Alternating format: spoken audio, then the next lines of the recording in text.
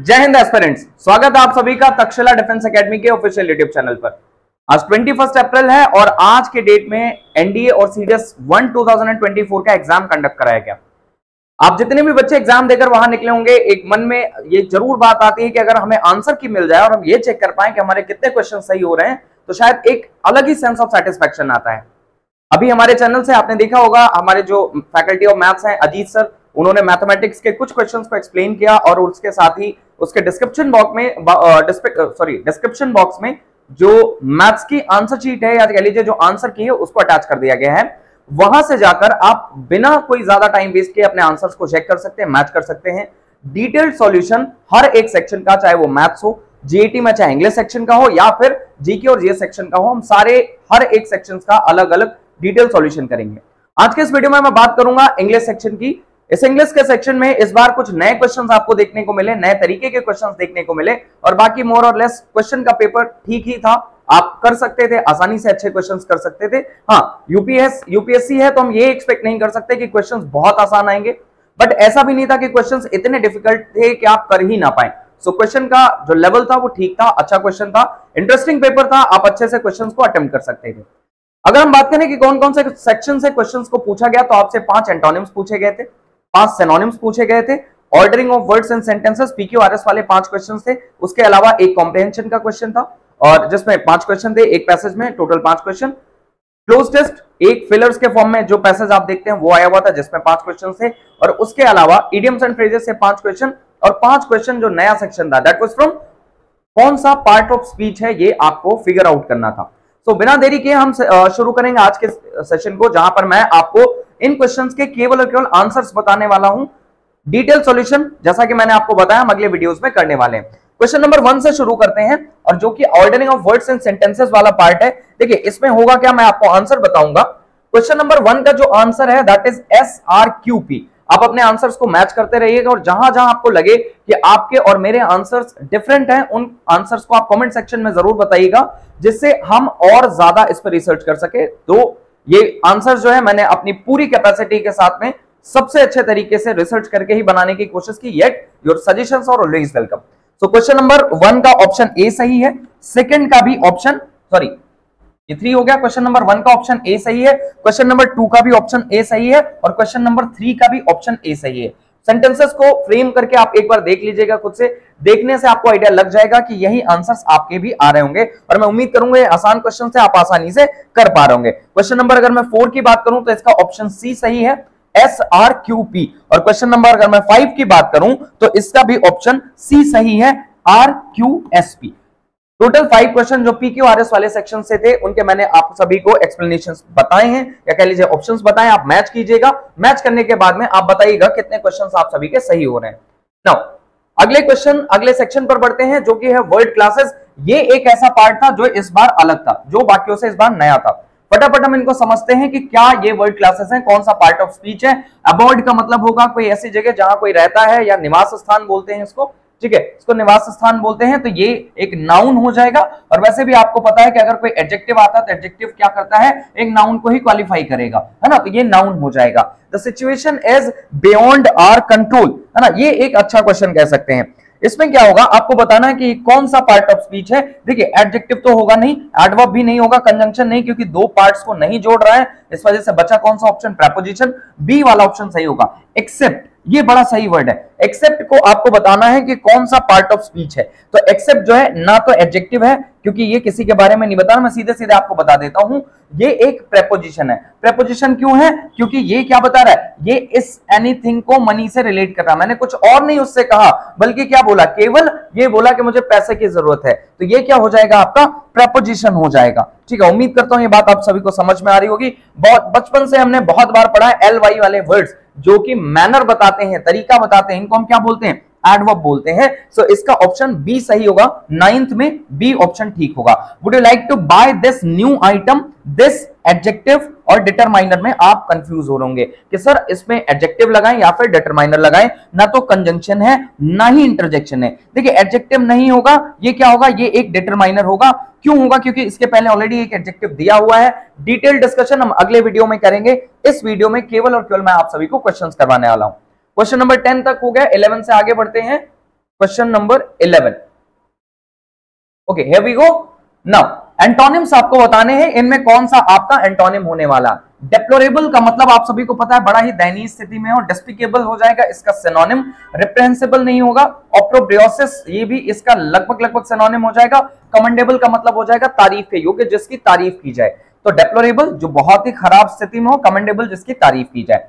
Now these exercises will counter act. Counter act, इसको ऐसे पढ़ लीजिए, काउंटर एक्ट मतलब किसी काम के काउंटर में कोई काम करना। क्या करना? उसके अगेंस्ट में करना। अगेंस्ट में काम करेंगे। आपने फोर्स पढ़ा होगा कि क्या करते हैं, एक आउटर फोर्स एक इनर फोर्स, क्या करते हैं, काउंटर में काम करते हैं, जिसकी वजह से क्या होता है, चीजें स्टेबल फॉर्म में रहती है ना।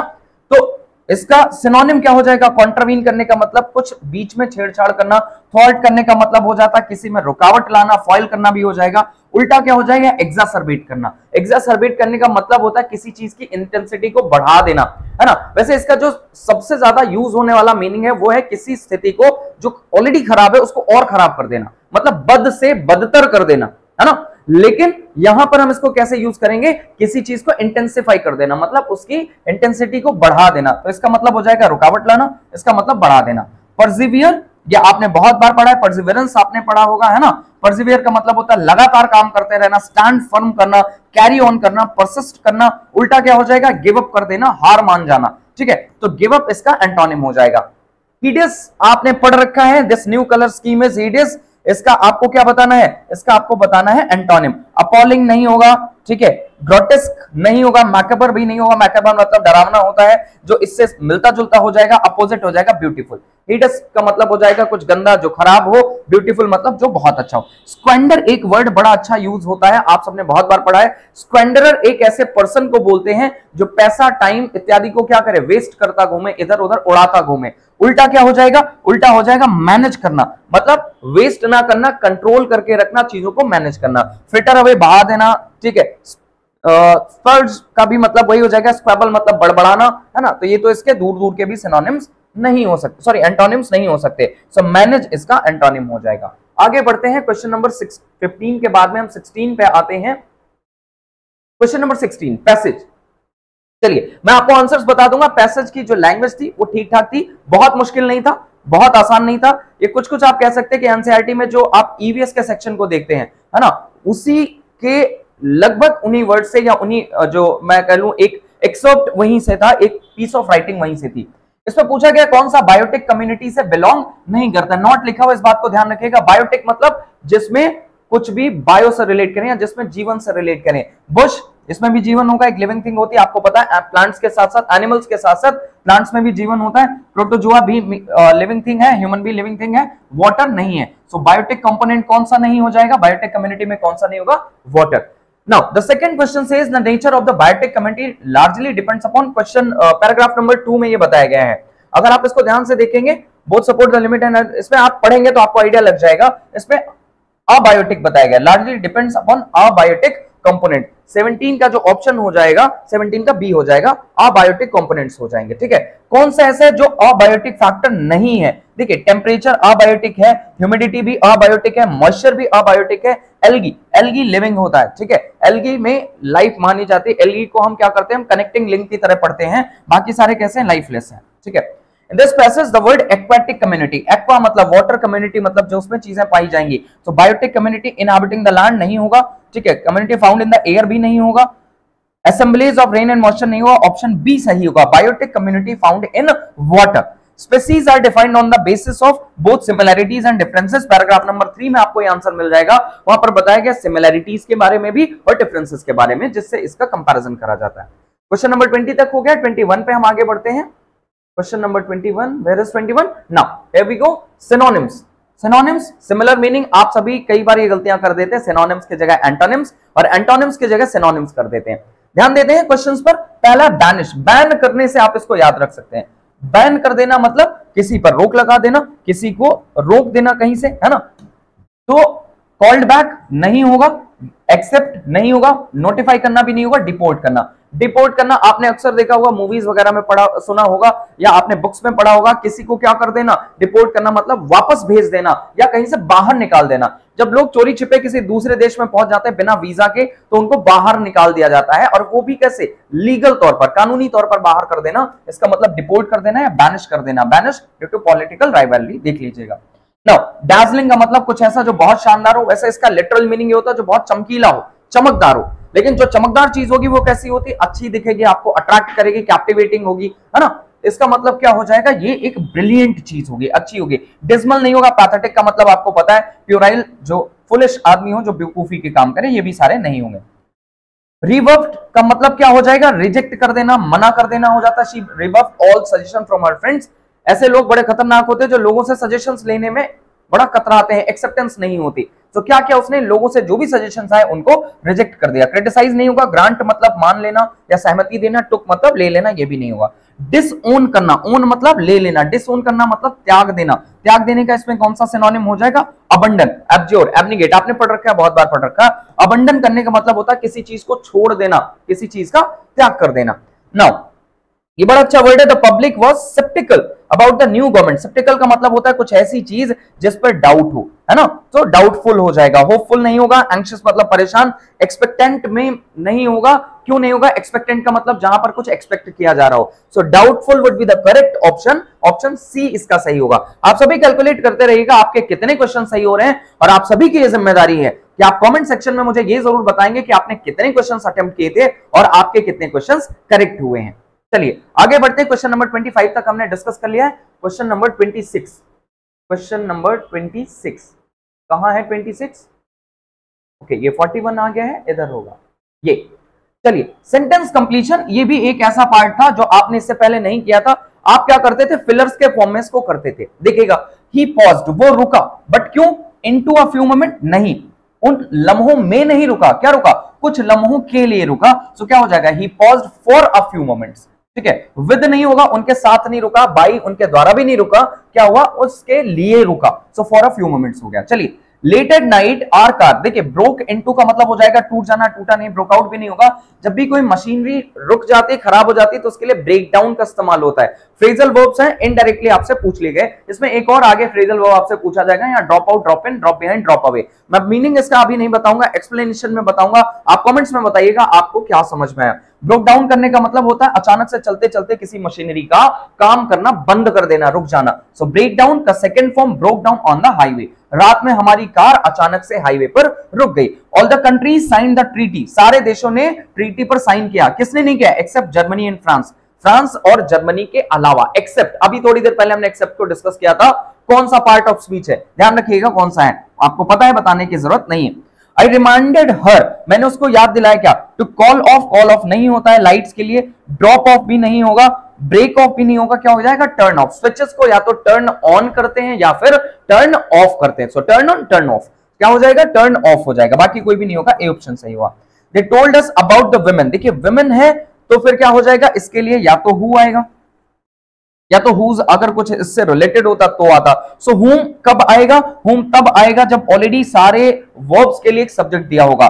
ये लिव के लिए यहां पर कोई सब्जेक्ट नहीं दिया, हुम नहीं आएगा। विच नॉन लिविंग के लिए आता है, हुज भी नहीं आएगा। ऑप्शन कौन सा बच्चा, सी, हु लिव्ड नेक्स्ट डोर, है ना। They told us about the women, उन्होंने हमें उस women के बारे में बताया, उस औरत के बारे में बताया जो अगले घर में रहती थी या जो अगले वाले दरवाजे पे रहती थी। So who lived next to, अगर यहाँ पर इसके लिए कोई और प्रोनाउन या नाउन आया होता इस वर्ब के लिए तो who की जगह पर whom हो जाता। Option C would be the correct one, ध्यान रखिएगा। I'll see you at the end of फरवरी, जब भी हम पॉइंट ऑफ टाइम की बात करते हैं at का इस्तेमाल होगा, on नहीं होगा, along नहीं होगा, for नहीं होगा। I dislike films, अब देखिए फिल्म्स है तो इसके लिए रिलेटिव प्रोनाउन क्या आएगा, या तो विच आएगा या फिर दैट आएगा। नॉन लिविंग के लिए हु नहीं आता, हु कट गया, हुम कट गया, हुज कट गया, बचा क्या, B option, that would be that, that have sad endings. मुझे वो फिल्में नहीं पसंद है जो ट्रेजेडिक होती हैं, जिनकी एंडिंग बहुत दुख वाली होती। द थीव्स डिनाइड, उसने क्या डिनाई किया, स्टीलिंग द मनी, है ना। डिनाई के बाद में हमने क्या लेना, जरन लेना है जो कि ऑब्जेक्ट की तरह काम करेगा। स्टीलिंग द मनी, पैसा चोरी करने से उसने मना कर दिया। जब मैं एक्सप्लेन करूंगा तो मैं एक एक ऑप्शन, एक एक चीज को सारा बताऊंगा। फिलहाल आप सभी को भी जल्दी है कि आपको आंसर्स पता चलने चाहिए, सो वो आपकी क्यूरियोसिटी खराब ना हो, वो आपकी क्यूरियोसिटी भंग ना हो, इस वजह से मैं फटाफट आंसर्स दे दूंगा। Did you drop in to see Sunita on your way home, क्या घर जाते हुए सुनीता से मिलने के लिए आप रुके? अब सुनीता से क्यों मिलने के लिए रुके या कौन कौन रुका वो आप देख लेना, ठीक है। वुड यू लाइक टू, देखिए ध्यान रखिएगा, अगर लाइक के बाद में यहां पर टू नहीं होता तो हम क्या करते, आईएनजी फॉर्म का इस्तेमाल करते। वुड यू लाइक मीटिंग हर, तब सही होता। लेकिन अगर टू लिखा है तो टू के साथ हमेशा बेस फॉर्म आती है, V1 आएगा 2 + V1, मीट हर होगा। ध्यान रखना बच्चों, मेट हर तुरंत नीचे दिया हुआ है। कई बार ऐसे ऑप्शंस में सुनने में ना या देखने में इल्यूजन हो जाता है, भ्रम हो जाता है, मीट की जगह मेट लगा देते हैं ना। सो मेटिकुलसली इन आंसर्स को हमें टिक करना है और पिक करना है। So 35 का B option would be the correct one. I suppose these all things are very clear to each one of you. Now question number 36 पर आते हैं, idioms and phrases। B bad news, एक खराब खबर होना। So बुरी खबर का मतलब क्या हो जाएगा, बीमार होना नहीं। Someone who is considered undesirable, someone who believes in dishonest way, बेईमान नहीं होना, feeling of hate भी नहीं होना। इसका मतलब होता है, देखिए bad news का मतलब होता है कोई खराब चीज। खराब चीज किसको पसंद होती भाई, किसी को पसंद नहीं होती। So क्या हो जाएगा, सॉरी तो क्या हो जाएगा, बी बैड न्यूज का मतलब हो जाएगा someone who is considered undesirable, मतलब C option would be the correct one, जो अनडिजायरेबल हो, जिसको पसंद ना किया जाए। Back to the drawing board, मतलब कोई चीज आप बना रहे थे लेकिन खराब होगी तो फिर क्या करना पड़ेगा, ड्राइंग बोर्ड एकदम बेस से शुरू करना पड़ेगा, शुरुआत से आना पड़ेगा। To start planning again because the previous plan has failed, C option सही हो जाएगा। ये सारे नहीं होंगे, आप देख लीजिए। To be fast at understanding the situation नहीं होगा। Be in the eye of the storm, storm आया उसमें एकदम ऐसे ऐसे ऐसे ऐसे स्टॉर्म आ गया, यहां पर एकदम बीच में आप हो, इसका मतलब क्या हो जाएगा, प्रॉब्लम के एकदम बीच में होना। To be in the midst of a controversy, किसी बड़ी समस्या के एकदम बीच में होना, आई ऑफ द स्टॉर्म होना, ठीक है। जनरली साइक्लोन का जो आई होता है ना वो बहुत स्टेबल पार्ट होता है, ध्यान रखिएगा। जब बहुत बड़े बड़े साइक्लोन्स बनते हैं तो आसपास टर्बुलेंस बहुत ज्यादा हो गए, है ना, क्योंकि साइक्लोन और एंटी साइक्लोन दो चीजें बनती है, एक में हवाएं अंदर से बाहर की तरफ, एक में बाहर से अंदर की तरफ, लेकिन जो बीच में है ना उस पर ज्यादा फर्क नहीं आता। So eye of the cyclone हमेशा सेफ होती है। चलिए, eye of the storm, life in the fast lane, इसका मतलब क्या होगा, an exciting and eventful life style, मतलब एक शानदार जिंदगी जीना, ठीक है। तो इसका सही ऑप्शन जो हो जाएगा, इसका सही ऑप्शन होगा D, N exciting and eventful lifestyle, ठीक है। आप सभी अपने अपने सेट देख लीजिएगा, एबीसीडी कौन सा है, मैं सीधे क्वेश्चंस के आंसर्स बता रहा हूं। और आई सपोज विजिबिलिटी ठीक होगी, बहुत अच्छी मैं नहीं कह सकता क्योंकि इतना टाइम नहीं था मैं पीपीटी बनवा पाता और आप सभी के सामने डिस्कस कर पाता, आंसर्स भी आपको जल्दी से बताने थे। जब हम इनको फर्दर एक्सप्लेनेशन करेंगे, इनका हम एक्सप्लेनेशन सीखेंगे, उस समय मैं पीपीटी पे आपको बता दूंगा। टू पास द बक, मतलब क्या करना, आपके पास जो चीज है किसी और को पास कर देना, मतलब क्या होगा, to shift the responsibility of something to someone, अपनी जिम्मेदारियों को आगे दे देना, अपनी जिम्मेदारियों को किसी और तक पहुंचा देना। सारे हो गए B in the eye of the storm, ये इसका डी हो जाएगा। 37 का क्या हो जाएगा, सी हो जाएगा, ठीक है। और 36 का मैंने ऑलरेडी बता दिया था, आप सभी देख लीजिएगा। कहां तक पहुंच गए थे भाई, 40 तक पहुंच गए थे, 41 पे आ जाते हैं फटाफट। 41, ठीक है। नाउ 41 से लेके 50 तक, यहां पर 10 क्वेश्चन है, ये अच्छे क्वेश्चन है, इनको ध्यान से सुनिएगा। The earth climate is dash changing and evolving, earth का क्लाइमेट क्या हो रहा है, लगातार चेंज और इवॉल्व हो रहा है। आप सभी भी देख रहे हैं गर्मी बहुत ज्यादा हो रही है, रीजन क्या है, रीजन यही कि क्लाइमेट चेंज। अभी आपने लेटली पढ़ा होगा यूएई में, है ना, दुबई में बहुत दिक्कतें हुई हैं, कारण क्या है, क्लाइमेट चेंज और आर्टिफिशियल रेन का बहुत बड़ा उधर असर हुआ है, और उस आर्टिफिशियल रेन की वजह से अचानक से बहुत खतरनाक क्लाइमेट चेंज हुआ है। सो डेडली नहीं होगा, थॉटफुली नहीं होगा, सोच समझ कर नहीं होगा, क्या होगा, बी ऑप्शन होगा। मैं लिख देता हूं इधर 41 का बी ऑप्शन होगा। मतलब कैसे चेंज हो रहा है, कंटिन्यूअली, लगातार। सम ऑफ दिस दैट तो हो ही नहीं सकता क्योंकि ये प्लूरल है, दीज दोज में से दोज हो जाएगा। 42 का ऑप्शन ए सही हो जाएगा, 42A, some of these changes, इन चेंजेस की बात हो रही, क्योंकि ये चेंजेस कहीं आसपास ही हैं, इस वजह से क्या हो रहा है, दीज चेंजेस की बात हो रही है। The changes have been due to natural causes, but others can be attributed to। अब आपको देखकर ही आइडिया लग गया होगा, इनमें से कौन सा होगा, प्रैक्टिकल, जियोलॉजिकल, कोई भी नहीं होगा, सी ह्यूमन हो जाएगा। तो इसका सी ऑप्शन सही हो जाएगा, ठीक है। इसमें दीज होगा भाई, 42 का ए होगा। Such as deforestation, emission from industry and transport, etc., which have led to the assimilation, कुछ बाहर से अपने आप में ले लेना, imbibe कर लेना, take in कर लेना, है ना। Absolution नहीं होगा, collection नहीं, accumulation होगा। 44, ठीक है, 44 का ऑप्शन डी सही हो जाएगा। Accumulation of gases and aerosol, aerosol आपको पता है क्या होते हैं, एक तरीके का मिक्सचर होता है लिक्विड और गैसेस का, या जो भी है, एग्जैक्टली मैं नहीं कह सकता, देख लीजिएगा, है ना। एरोसोल्स इन एन नहीं होगा, एटमॉस्फेयर के लिए क्या यूज होगा, द यूज होगा। 45 का सी ऑप्शन सही हो जाएगा। आगे बढ़ते हैं। These gases are known as greenhouse gases because they trap heat and hike नहीं होगा, राइज भी नहीं होगा या बैलेंस भी नहीं होगा। पहले समझ लें, राइज और रेज में से क्या होगा। राइज मतलब खुद से उठना, रेज मतलब किसी के द्वारा उठाया जाना या किसी एक्सटर्नल फैक्टर की वजह से बढ़ना। So have heat and raise air temperatures. 46 का क्या हो जाएगा, 46 का ए ऑप्शन ठीक हो जाएगा। Raise air temperatures near the ground acting like a greenhouse surface on the surface of the. अब देखिए इसमें दिया हुआ है क्रस्ट, मेंटल और कोर। क्रस्ट, मेंटल और कोर लेयर्स हैं। सरफेस जब भी बात होगी, सरफेस किसका, क्रस्ट का सरफेस नहीं, इस प्लैनेट के सरफेस की बात होगी। सतह क्रस्ट का नहीं होगा, सतह किसका होगा, इस प्लैनेट का होगा। सो 47 का क्या हो जाएगा, 47 का डी ऑप्शन सही हो जाएगा। 48 in order to create and strengthen the